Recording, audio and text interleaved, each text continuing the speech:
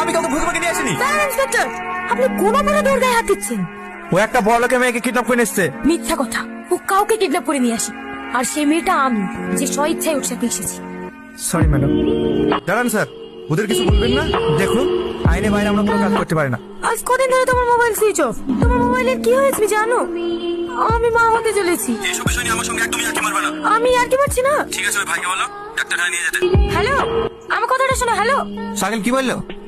Doctor দেখাতে যা খরচপাতি লাগবে ও পাঠিয়ে দেবো তাই বলছি। ওকে বলে তার টাকা পয়সা কিচ্ছু পাঠাতে হবে না। আমার গরিব হতে পারে, ভিখারি না। আজকে তোমাকে একটা ভালো ডাক্তার নিয়ে যাবো। রেডি হয় না? শুনুন, বেবিও ঠিক আছে, মাও ঠিক আছে। যে যে ওষুধগুলো লিখেছি সেগুলো ঠিক করে খাওয়াবে, আর ভারী কোনো কাজ করতে দেবেন না। বাবা হচ্ছেন তো, খেয়াল রাখ। মিষ্টি মা,